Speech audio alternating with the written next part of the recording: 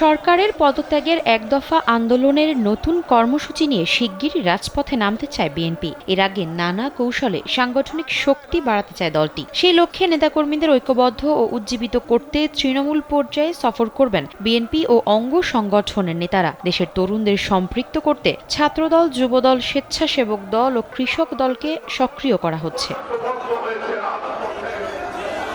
এদিকে যুগপৎ আন্দোলনের শরিক দল ও জোটের শীর্ষ নেতাদের সঙ্গে বৈঠকের পর আন্দোলন ইস্যুতে তাদের বিভিন্ন প্রস্তাব ও মতামত পর্যালোচনা করছে বিএনপির হাইকমান্ড। গত 12 থেকে 16 মে যুগপৎ আন্দোলনের বিভিন্ন দল ও জোটের শীর্ষ নেতাদের সঙ্গে ধারাবাহিক বৈঠক করেছে বিএনপি। এসব বৈঠকে যুগপৎ আন্দোলনের জামায়াতের অবস্থান সহ নানা বিষয়ে আলোচনা হয়েছে।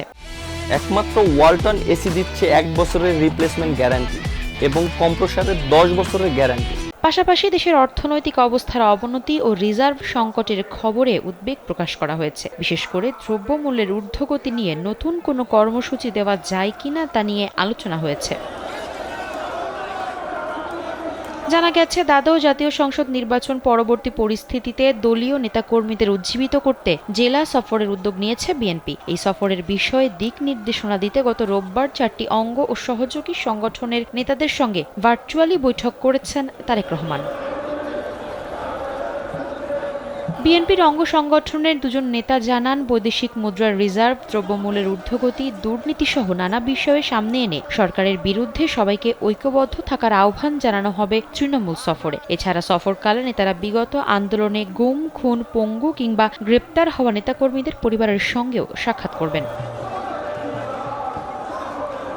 সংশ্লিষ্ট সূত্র জানায়, গণমাধ্যমে নিয়মিত কথা বলেন এমন নেতাদের সঙ্গেও আলাদা বৈঠক করেছেন বিএনপির ভারপ্রাপ্ত চেয়ারম্যান। সেখানে সাবেক সংসদ সদস্য নীলুফার চৌধুরী মনি, ব্যারিস্টার রুমিন ফারহানা, শেখ রবিউল আলম রবি, শহীদুল ইসলাম বাবুল, ডাক্তার সাখাওয়াত হোসেন সায়ন্ত অংশ নেন। বৈঠকে ক্ষমতাসীন দল ও সরকারের প্রচার করা বিভিন্ন তথ্যের বিপরীতে সঠিক ইতিহাস ও তথ্য সাহসিকতার সঙ্গে তুলে ধরার নির্দেশ দেওয়া হয়েছে।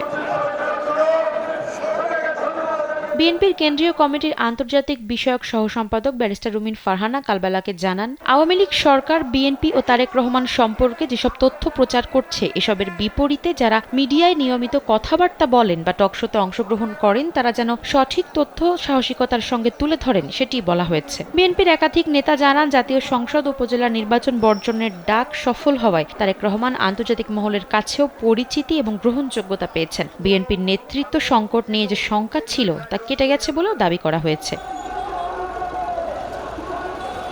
আফসারা নাজ, কালবেলা।